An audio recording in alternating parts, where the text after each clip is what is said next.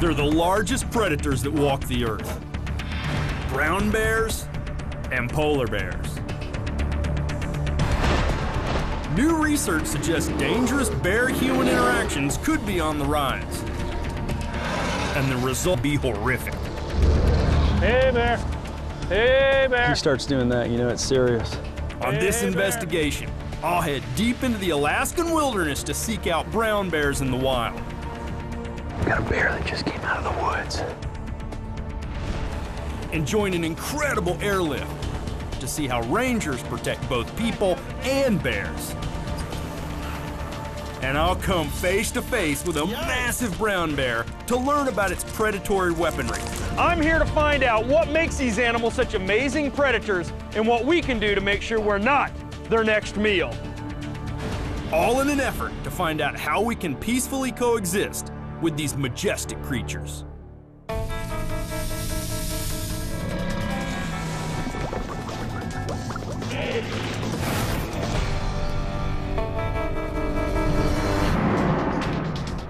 On this expedition, I'm headed thousands of kilometers outside my comfort zone. As a crocodilian biologist, I'm normally working in the hot, sticky tropics.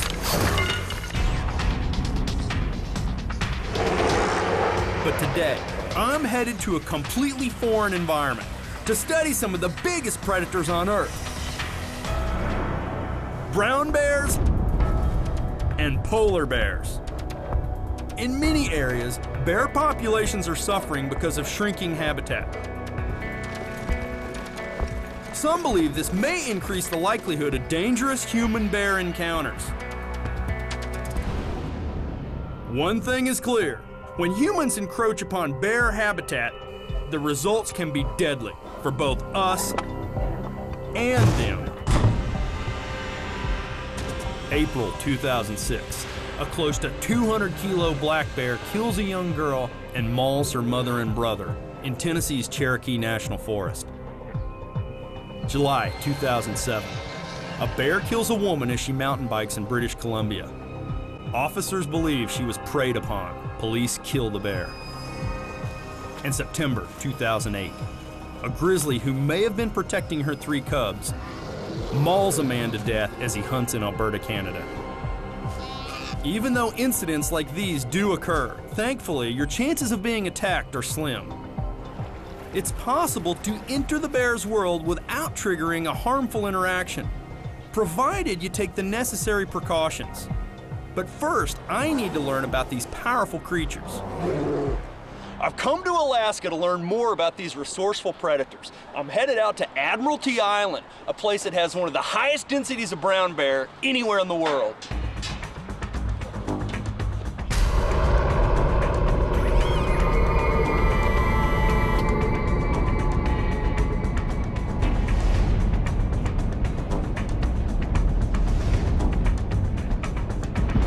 The native people call Admiralty Island GრძU, which means Fortress of the Bears.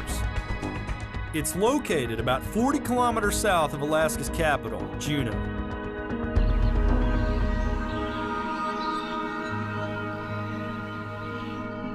Admiralty Island spans more than 4,000 square kilometers of old-growth rainforest and alpine tundra.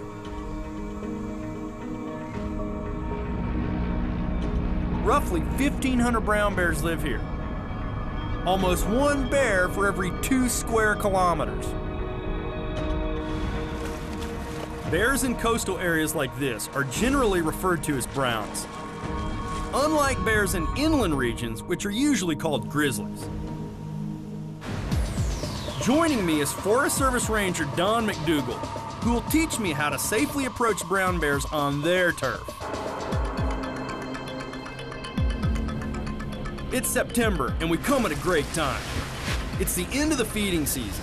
Salmon are making their way upstream to breed, providing an easy meal. All right, I owe you big time for this. You owe me big time for this. Somebody has to pay. First lesson learned, always bring a pair of hip waders when you travel to coastal Alaska. All right. We're here. Now we got to set up camp.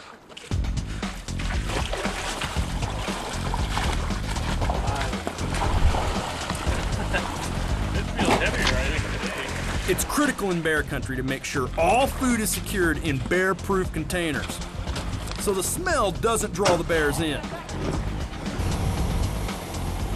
With everything unloaded, we're now on our own. For the next 2 days, we'll have no connection to the outside world.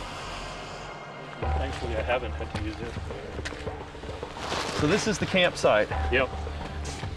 There's no real water source here, so there's no... In theory, no water means no salmon, which should mean no bears. But there have been bears here, and there could be bears here. Yeah, there could. Every year we see sign, and this June we had a bear that was actually living here. So is it safe to say that in terms of the season, this is probably a pretty safe time to be around the bears because they've had plenty to eat and they've put on their greatest mass before they shut down for the winter? It's probably a good time, yeah, but you have to be a little bit careful of that too, because towards the end of their season they enter a phase that's called hyperphagia, where they are just focused on feeding. That can make it a dangerous time to be here. During hyperphagia, a bear may eat up to 20,000 calories and gain several kilos per day, as they prepare for an up to 6-month-long hibernation. If you get too close, then you might be what they consider a threat to their source, so that you have to be careful about that. We head towards Pat Creek in search of bears, hoping to learn how to move safely in bear country. And clip that. I'm in. I gotta get in sync with you.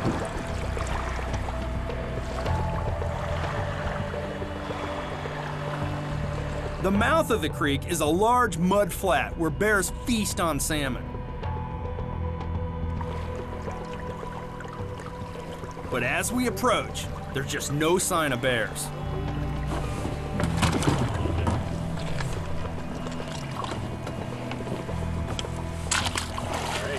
So we hike towards the forest.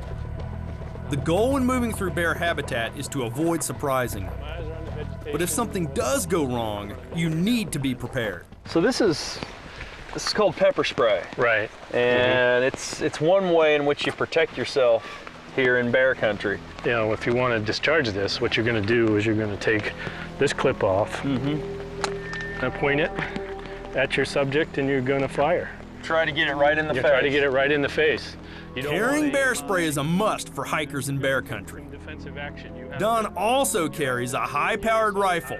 Shooting a bear may be the only way to stop an attack.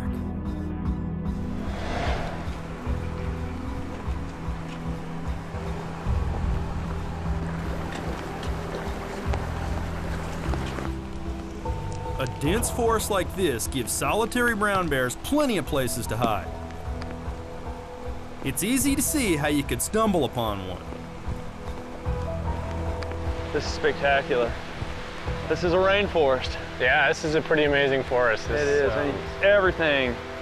Hard to describe, but yeah, big trees. It's quite striking. Lots of moss. Yeah. If I was a brown bear, I'd want to live here. There's plenty of berries and roots here, which with salmon make up much of the bear's diet. At the base of a trail, we find evidence of bears, and it's disturbing. But this is hare. It's eating a mammal. Yep. Yeah. This is another mammal. But not just any mammal. Over here, there's a bit of a claw. This is from a. So it's a bear. It's eating another bear. It's a bear cub that we know was killed early in the season. Oh. Yeah. This is what's left of it. So it didn't just kill the baby bear, it ate it. It ate it too, yeah. It's kind of sad. That is sad. Male bears sometimes kill unrelated cubs. That gives the male a chance to start another litter and to pass on his own genes. All right, let's keep going. Yeah, it's a good idea. Definitely keep our eyes and ears open. We hike deeper into the woods. Get all of these little holes and We're now very close to the end of Pat Creek. So Don starts calling out to make sure bears know we're here. Hey, bear! Hey, bear! In bear country, Hey, bear. it's vital to prevent a surprise encounter. Hey, bear! Hey, bear! He starts doing that, you know it's serious. Hey, and bear. we're coming into some really thick vegetation. A very dangerous situation because you could surprise a bear. Attacks often occur because bears are surprised by humans. Our females may attack to protect their young. Hey, bear. Hey, bear.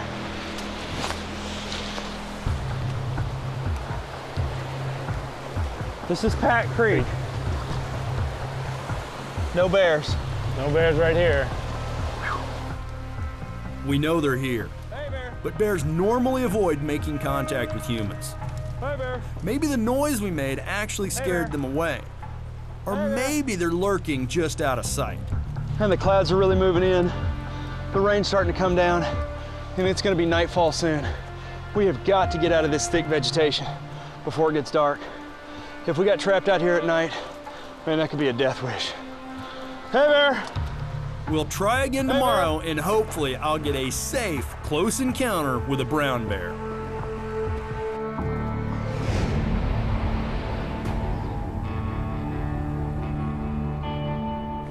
The next day brings more rain.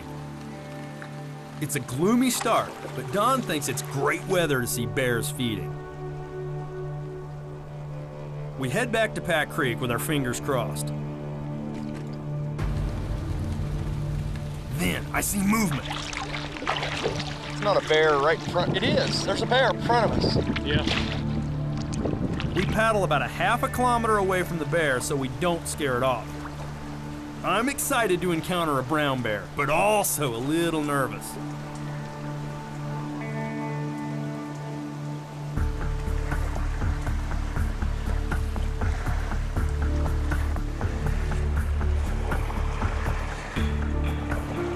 As we were kayaking up, we saw a bear very close to the water's edge.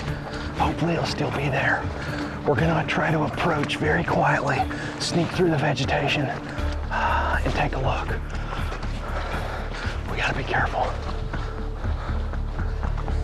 Just above our heads is a good omen. A bald eagle. Eagles scavenge salmon scraps left behind by bears. But as we clear the tall grass, the bear is gone. It may be camouflaged in the meadow, or perhaps it's disappeared into the forest. Man, that's scary. What a mystery. I mean, the bear was right in front of us, and then we come up here. Nowhere to be found. And we'll just wait, see if the bear returns. This creek is a prime fishing ground. It's only a matter of time before the bear's feeding instinct forces it to return. Yeah, we've got a bear that just came out of the woods. It's walking towards us. It just kind of looked up at us. Seconds later, there's movement from a different direction. A second bear just came out of the woods, see it? Yep. It's another bear, and then another behind it. It's a baby, it's a cub. We got 3 bears. We got 3 brown bears. But it's amazing. You're talking about something that weighs 300, 400, 500 pounds. Yet it just dissolves into its environment if you take your eye off of it. The first bear, now in the creek, takes notice of the other 2 and heads in their direction. This seems to put the mother on edge. Oh, it's right behind her. Yeah. Oh, look, look, look, she just stood up. Right. Yep. Both of them, baby stood up. Perhaps by standing up, the mother appears more threatening, giving them a moment to escape. Just take a look. Deal with. She's being a good mom. Yeah. There's a stranger on the river. I'm gonna take my baby over here. And Then, the first bear takes off up the creek. Mother and cub can now safely head to the water. Is it normal to have just 1 cub? Anywhere from 1 to sometimes 4. This bear actually started out the season with 2, and one of her 2 got killed by another bear. Don believes the claw and hair we found yesterday may actually belong to her dead cub. The mother's now fishing. She got one, she's got a fish, she got a fish. Now, will she give that to the baby, or is the baby still suckling? She'll share it with the cub. she'll start and try to eat as much of it as she can first before she gives any to the cub. Cubs usually stay with their mother for 2 to 4 years. Suckling becomes less frequent. They learn how to hunt and fish, where to den, and how to defend themselves, all by following and imitating their mother's actions. Now, I don't know a lot about bears, but I think it's safe to say that this female is quite relaxed. She's laid down with her cub and seems very content. I think that's a good sign. We've been able to approach bears and learn about them on their turf. By being cautious and keeping a distance, we've moved safely through bear habitat without triggering an attack. But when humans are careless or get too close, a bear's awesome power and weaponry can cause horrific damage. Next, my investigation shifts into overdrive. I'm gonna learn firsthand what makes brown bears such amazing predators.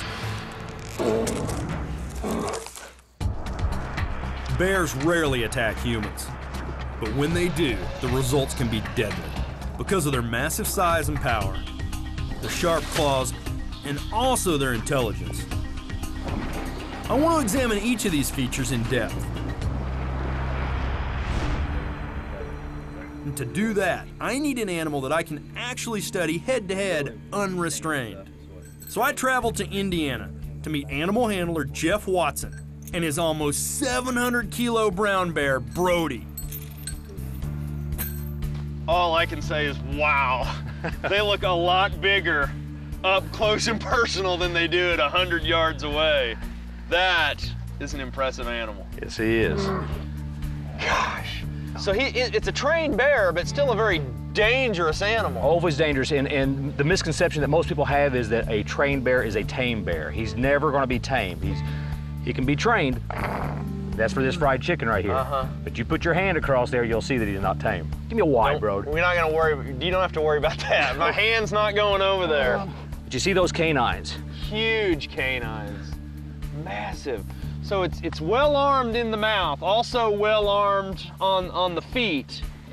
To me, the claws are just so impressive. I've never seen a claw on an animal that long. Yeah, his claws, some of his claws are 4 inches, and he doesn't have the longest claws compared to some other bears. Really? Yeah, you can get 5-inch claws on a bear. Gosh. You can get Brody to dig so I can see the speed and the power of its digging ability. Yeah, we're gonna try to work on that and a few other little surprises we have. All right, I gotta admit I'm excited, but I'm also really nervous to go head to head with a giant brown bear. We're going to conduct 3 tests to investigate a bear's predatory arsenal. First up, I want to see what those massive claws are capable of. We hide food under this huge stone. Okay. It takes a lever and 2 of us just to lift it. Let's go. All right, there you go. We put a chicken under a 400-pound stone. Let's see if Brody can get to it. Brown bears use their claws to rip up logs when looking for insects and to dig up roots. They also have a great sense of smell. It's often the scent of food that draws bears dangerously close to humans. And not only are these guys powerful, but also intelligent. You can almost see Brody trying to problem solve. Does it make more sense for me to dig this chicken out from under this stone, or look at that, just simply pick up a 400-pound rock? Though Brody is strong enough to lift the stone, he's also smart enough to figure out an easier method to get to the chicken. Oh, there you go. He's gonna dig it out. Those paws and claws are so big and efficient, it's like he's moving a bucket full of dirt with each swipe. Brody gets his meal in less than 10 minutes. There's Brody's handiwork. He's excavated a hole over 1 foot wide and almost 1 foot deep in a matter of minutes. That's impressive. The claws are surprisingly dexterous, but also powerful enough to take down large prey like deer and elk. Good boy. It's one of the many weapons that make them dangerous to humans they perceive as a threat. For the second test, we're going to determine Brody's ability to climb to see if a tree can offer you a means of escaping a bear attack. Yikes. Oh! Woo! All right. Hey, look, Brady. Yeah, thanks. All right, so my feet are 10 feet off the ground. Oh. Uh-oh. Uh-oh! Whoa! Look at the size of that foot!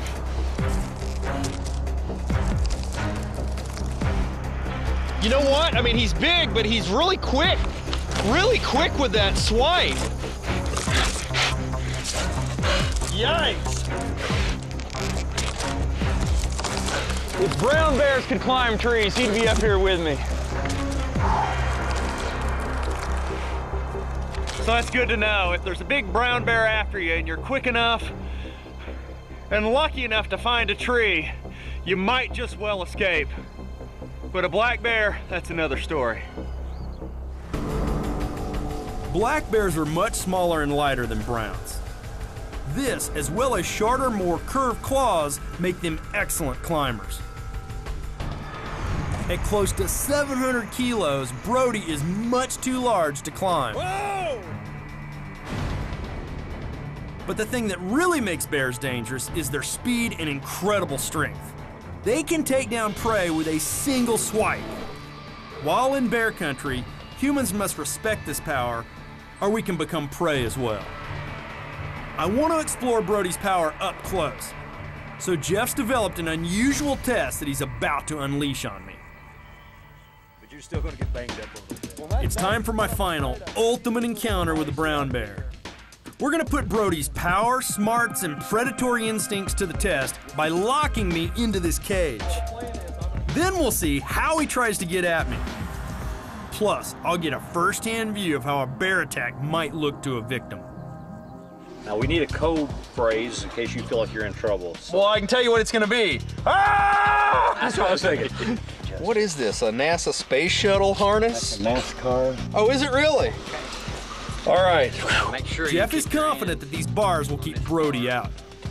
But after seeing what he can do with a 200-kilogram rock, I'm nervous.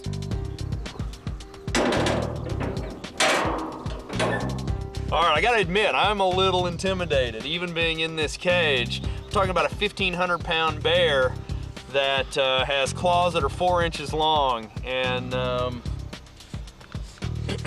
nervous. All right. Good boy, Brody. Good boy. Oh, he's a good boy. The cage seems to stimulate Brody's curiosity, and he heads straight towards me. Yikes. Oh, man, that is so intimidating. I'm tempting him with a piece of fried chicken, Brody's favorite food. I'm hoping he'll reveal his strength as he tries to get at me. That is a big bear.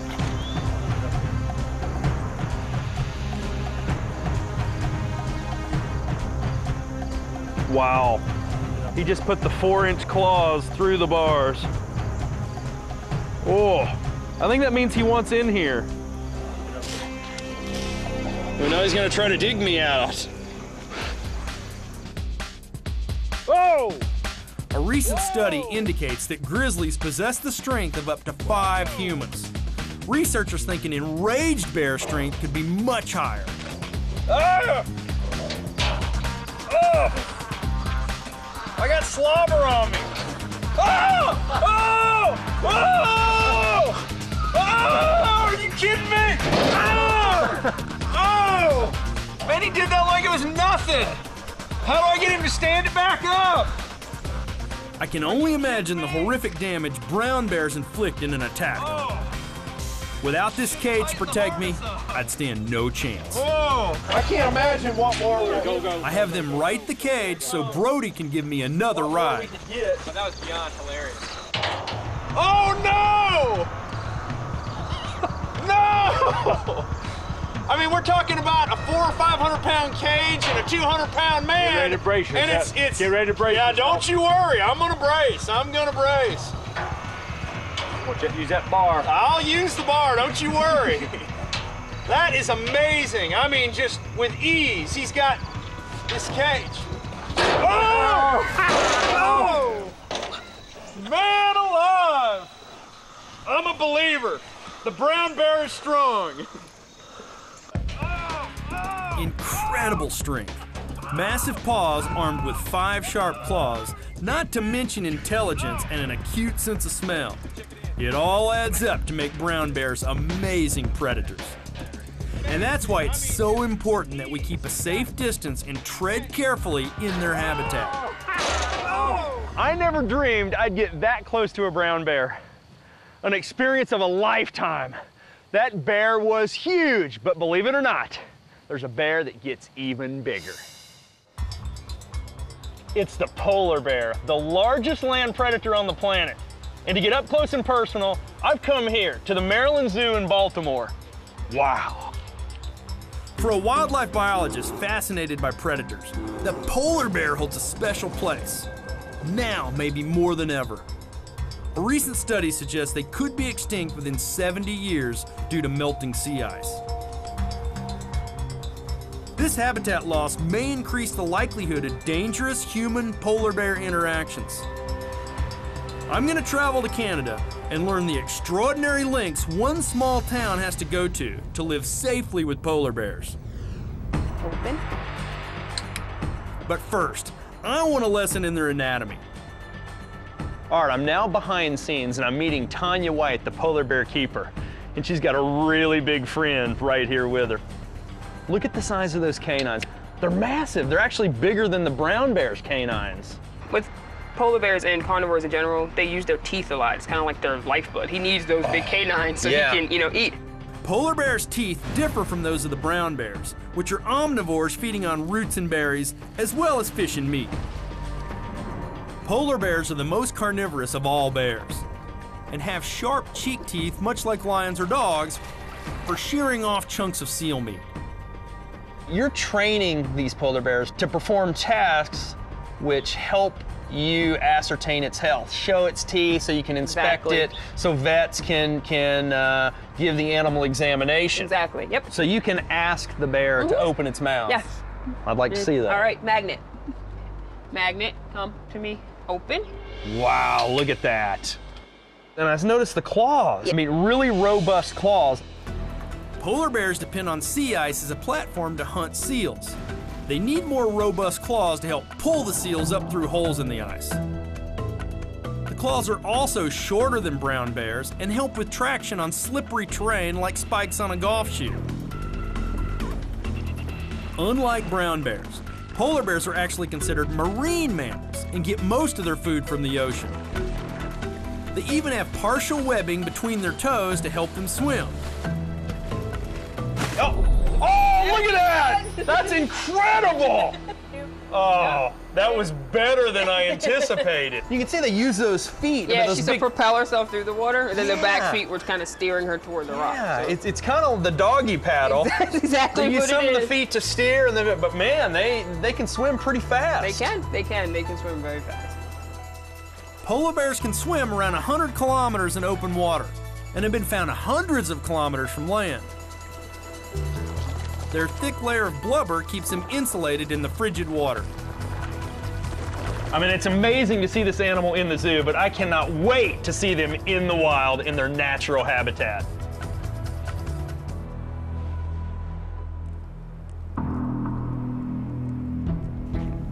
There may be no better place to see a polar bear in the wild than Churchill, Manitoba, on the western shore of Canada's Hudson Bay. I've come to witness the bear's annual migration through the area. I want to explore how the locals minimize dangerous human-bear encounters. It's incredible. I got a polar bear right over my shoulder. I don't know, maybe 60, 70 yards away. And it's on a piece of ice, it's floating. You can see the ice moving around. Hudson Bay has yet to ice over solid. And that's what these bears are waiting for. They're hungry, they're irritable, they're waiting for the ice so they can catch a seal. We gotta be careful. For over 40 years, Manitoba Conservation's Polar Bear Alert Program has kept bears and people apart. Do they leave town or do they just go to another street? Oh yeah, absolutely. I accompany Officer Andrew Schlarek on dawn patrol to learn how the program works. So it's not unusual. You can see a bear right here. Absolutely. Really? It just blows me away. There is probably not a street in Churchill that I can think of that I haven't chased a bear down. As winter approaches, activity and movement increase as bears search for reforming ice. That often takes them through the heart of Churchill. The hungry bears sometimes scavenge for food, leading to dangerous interactions with people. Just like brown bears, polar bears are capable of inflicting horrific injuries. So it's the officer's job to force them away with a non-lethal technique called hazing. They use noise to disturb the animal and cause it to move on.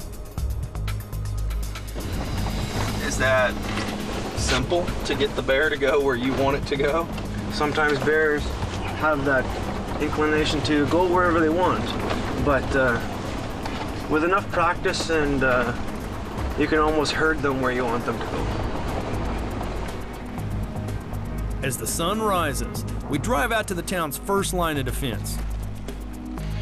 A series of traps that intercept bears before they enter the populated area. Wow, that's a big trap, but I guess you need a big trap for a big bear. Yeah, so we have about 5 of these set up around the perimeter of Churchill. It's a live holding device for catching polar bears. It's Well, I smell the bait. yeah, we have it baited with a small piece of seal fat to lure the bears in if they come into the area. Like brown bears, polar bears have an acute sense of smell. They can even detect seal holes from almost a kilometer away. Some distance, it'll pick up the scent of the seal meat and then come right towards the trap. Yeah, the bear will just, you can actually see the tracks where a bear walked in the other day, walked right through here, stepped on the pallet, walked inside and pulled the trigger. The door will slam down behind. I'll just get you to stand back. Okay. 3, 2, 1, go. Yikes. The trap is actually mounted on a wheeled trailer. When a bear is captured, officers attach the trailer to a hitch and away they go. Captured bears are taken to a holding compound on the edge of town dubbed the Polar Bear Jail. Here, they back the trap right up to a cell.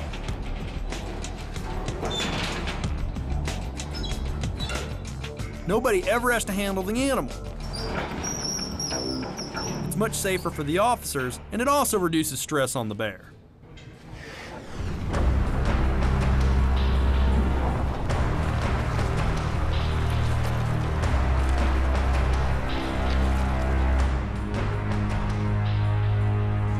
You just got a call that somebody had sighted a bear. Yeah, they said there was a bear on the rocks by the complex, so we're just gonna have a look, see if we can find him. We don't look for very long. The bear pops up from behind the rocks. Is that incredible? We got a polar bear right in front of us. World's largest land predator. Oh. All right, now the hazing started. Oh. Andrew fires noise-making shells to scare the bear, and it ducks behind the rocks. Oh. We have to get back in the truck and try and cut it off. If the bear makes it into town, people could be in some serious danger. I want to get even a little past the council just to get in front of them. Roger. Wow, that was just awesome. He just appeared up over the rocks. Please stay in the vehicle. We got rangers coming from all directions. We've been informed we have to stay in the car, which is probably a good thing. I mean, we got a giant hungry predator wandering around. But the plan is for these guys to scare the bear back down the coastline so it leaves town. Andrew fires another round of shells and the bear changes direction.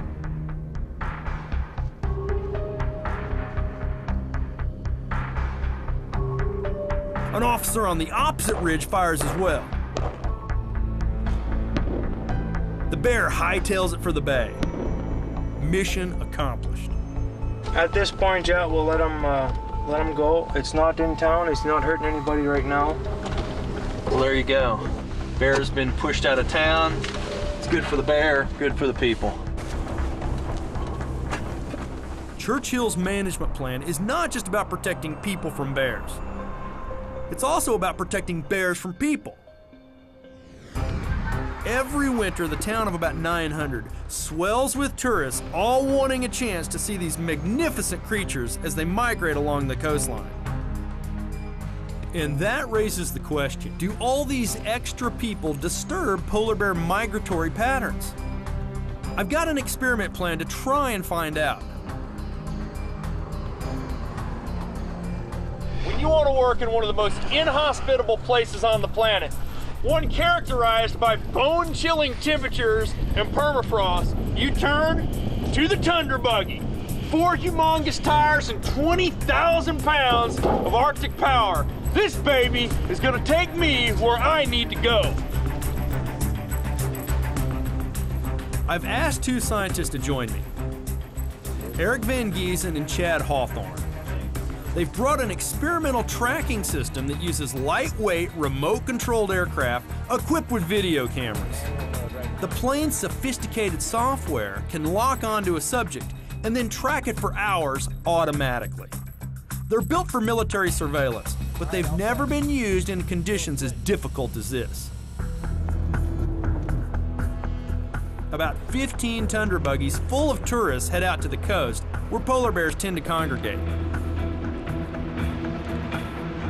The plan is to use the surveillance planes to track bears and explore how human presence may affect their movements. Look, we got a bear right in front of us, right in the middle. See it? Right there. See it? Yeah, let's go. Let's get ready. Chad, get ready. Motor's hot. Oh, there it goes. Oh, There it goes. it's off. Taking off. All right. We have flight, baby. And right, the bear's let's get right that here. bear. The bear's still right in front of us. All right. The camera spots our vehicle. Now we use the tracking and control software to target a fix on the bear. He should be at the edge of the coast right here. That's the road. Oh, wait, I got him. I got him. Right. I got him right here. That's him. I got a bear. I have a bear in my sights. All right, get him. Pin, I got him. Target him. You're on him. We're gonna. Woo-hoo. All right, we swung around. We swung around. We got to look. Bear's for him again. targeted. But minutes later, the wind picks up, forcing the plane to bank much harder than anticipated. The camera just can't keep the bear in its sights. Ultimately, we lose the fix on the bear. Chad and Eric take turns at the controls for the next 45 minutes, but they just can't get a lock on the bear. With all this technology, it's still not easy because we're looking for a white bear against a white background. But that's really what the bear's all about. I mean, it's all about camouflage. That's how it is able to capture seals and other prey. Polar bears sometimes hunt by stalking, quietly blending into the surroundings, then ambushing seals as they rest on the ice. The plane's batteries are running low. It's time to bring it in. It's coming in.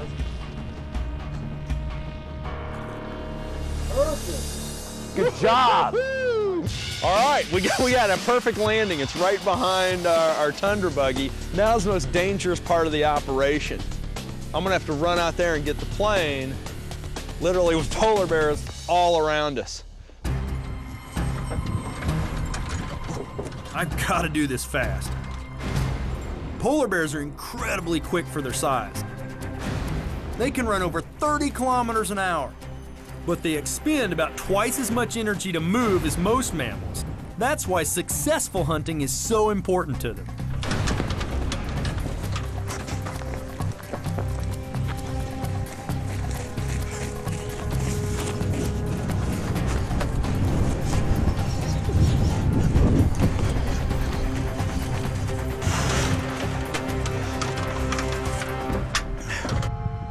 So Chad, you said it was actually easier to follow the footprints than to pick up the bear. Right, the footprints give a long signature on the snow, and even though each individual footprint is really small, we're really able to pick up those footprints, those trails of the bear. So maybe what we'll do is try to find the trail of footprints and follow those, and those will lead us to the bear. And then once we get there, then we'll... Hopefully, we can still get the information we need to help determine if tourist activity is affecting bear movements. We continue to face the same problems. The plane spots bears and even its tracks in the snow, but it's impossible for the tracking software to maintain a visual fix. It's become apparent that it's just too difficult for the plane to target a white bear on a white background. Yeah. I mean, it's hard enough for us to locate the bear with our eyes. I mean, then once we locate it, you try to target it, and the plane just can't do it. For now, the polar bear's outfoxed us. It's gonna take better technology to track an animal as well camouflaged as the polar bear. Now, I have one more thing to learn about Churchill's management plan. What happens after a bear is captured? We're about to take a flight with a nearly 300-kilo passenger to find out. Back at Churchill's polar bear jail, it's getting seriously crowded. In less than a month, 10 bears were captured in the traps placed around the town. Today, one bear will be set free, the rest over the next month. It's now time for the sensitive and intricate part of the operation, taking the bear from the holding facility and airlifting it back out into the wild. Officers anesthetize the animal and then tattoo an identification number on its inner lip. The green dye can be seen from a distance, identifying the bear as a recent capture.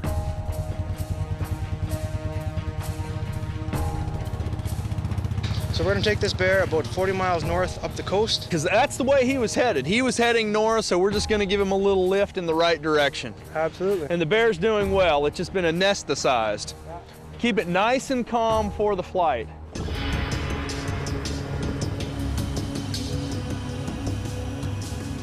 The ground crew makes sure everything is securely attached. It's a procedure they've had to perform countless times, but they don't want anything to go wrong.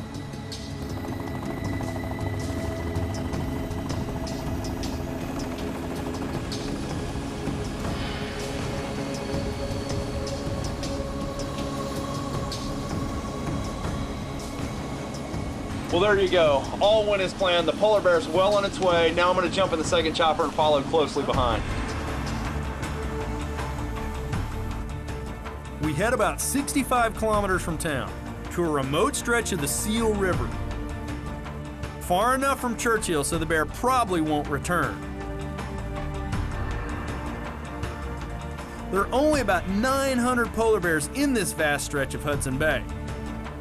It's critical that we find a spot free of bears and other predators like wolves. Otherwise, the helpless, anesthetized bear could be attacked and killed. We're approaching the release site, and all is gone as planned.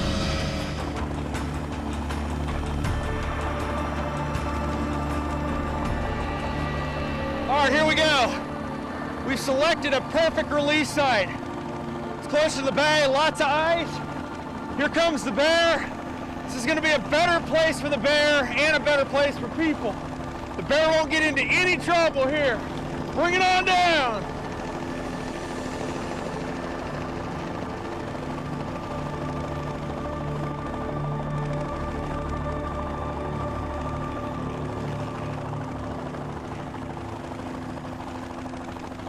There you go, man, it was a nice, gentle landing. The bear's now on the ground. Now we have to work. We were in the air for over 30 minutes, and the drugs are starting to wear off. We have to release the bear before it wakes up. So I'll just get you to help me pull his legs out. Okay. This way? Like this? That is a big animal. And this is a safer place for the bear. and it's safer for people having this bear brought out here into a remote area. Absolutely, yeah. So we'll just push him over a little bit, get it under the goat. Oh. How heavy do you think this bear is? He's pretty close to 600 pounds. Wow, this is 1/4 of a ton of polar bear. Bring them back. And they get a lot bigger than this, don't they? They do, yeah. That's incredible. Look at the size of these feet. That's the thing that amazes me the most about a polar bear. There aren't many feet in the animal kingdom that are that big. Maybe an elephant, a hippo, and a rhino. Then maybe these guys. Yeah, the bear's doing fine. The bear's unharmed. And hopefully he doesn't come back to Churchill free. That's right. Hopefully he's learned a lesson. He's going to stay out here and hunt seals. That is an amazing animal. Look, he's holding his head up. He's doing quite well. Yep. Still groggy from the drugs. He's starting to come out, so we'll get moving, guys. Yeah. I think he's waking up. We better get out of here. Back to town. That's awesome. Helping this bear safely reach its hunting ground has been a really special experience.